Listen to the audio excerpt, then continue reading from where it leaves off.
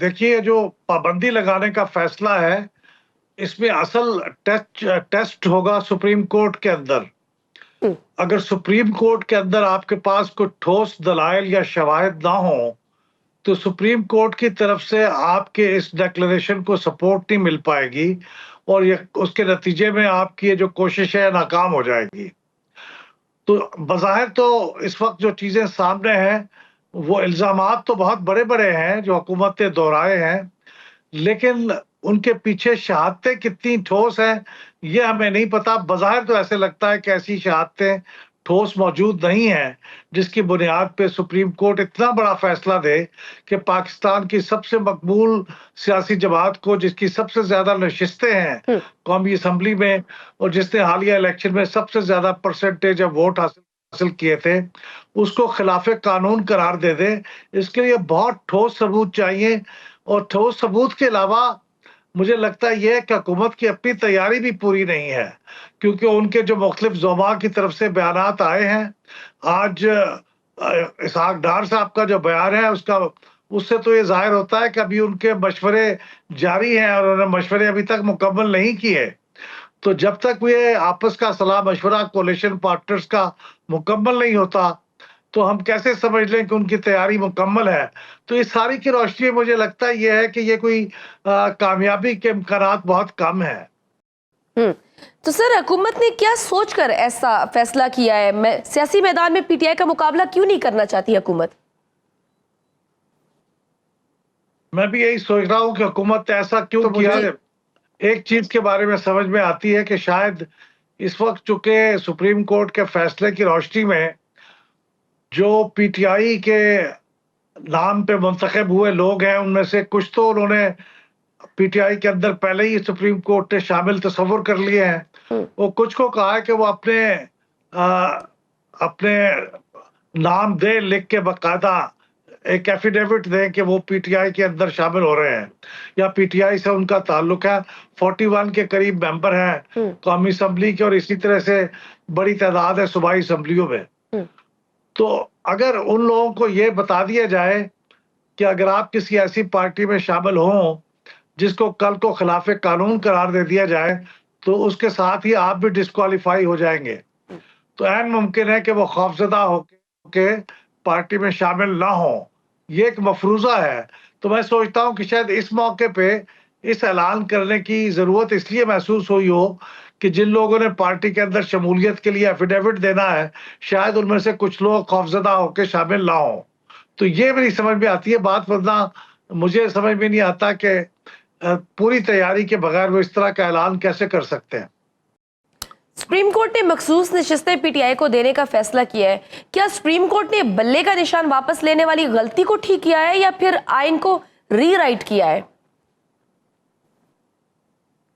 आइन की उन्होंने एक वसी तनाजुर में तशरीह की है। हुँ।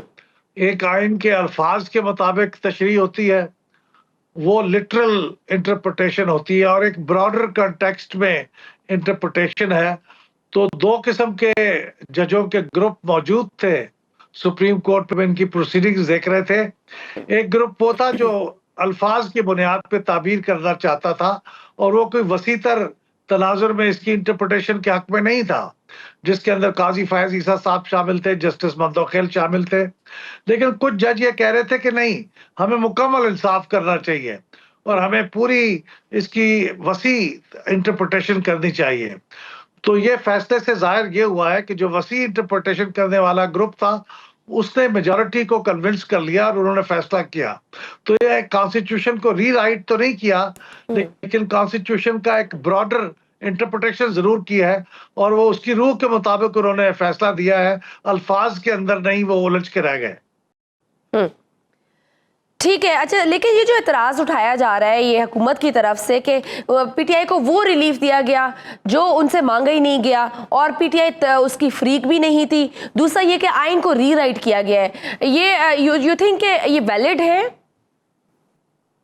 देखिए, इन दोनों बातों में वज़न तो है। हुँ।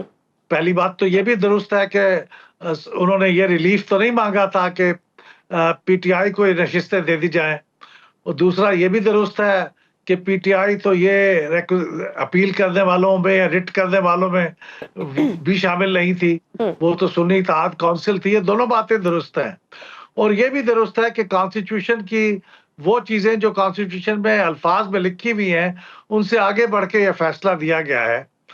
लेकिन इस सारे के बावजूद ये इख्तियार है सुप्रीम कोर्ट का कि वो ये सब कुछ कर सके, कोई गलती इसमें नहीं है।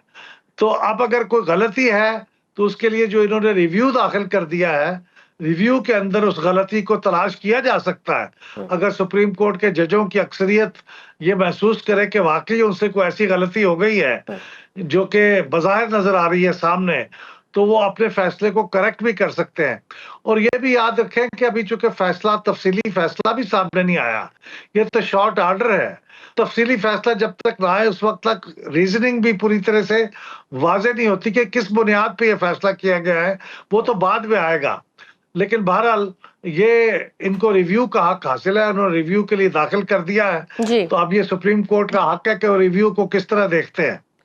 लेकिन कुछ लोगों का ख्याल है कि जब सुप्रीम कोर्ट ने कहा कि पीटीआई सियासी जमात थी और है, तो फिर हुकूमत ने सियासी जमात को बैन करने के जो भी इकदाम उठाए हैं वो दरअसल तौहीन अदालत करने की कोशिश की गई है। नहीं, जिस तारीख को सुप्रीम कोर्ट ने बात कही उस तारीख को तो ये बात हकीकत है, दुरुस्त है। और कभी किसी ने नहीं कहा कि पीटीआई एग्जिस्ट नहीं करती। इलेक्शन कमीशन की वेबसाइट के ऊपर जो सियासी जमातों की लिस्ट लगी हुई है उसमें भी पीटीआई का नाम मौजूद है। यानी पीटीआई अनलिस्टेड पार्टी, उसके बारे में कभी कोई सवाल नहीं था कि वो अनलिस्टेड नहीं है। सिर्फ ये था कि उसके पास चूंकि सिंबल नहीं है तो उसके उम्मीदवार एक कॉमन सिंबल के ऊपर इलेक्शन नहीं सकते, तो इसलिए। लेकिन अब आइंदा की तारीख में हुकूमत उसको बैन करने का फैसला करे तो वो आइंदा की बात है। लेकिन जिस तारीख को सुप्रीम कोर्ट ने कहा कि वो सियासी जमात थी और है, वो बिल्कुल दुरुस्त था और उस पर किसी को इख्तिलाफ नहीं है।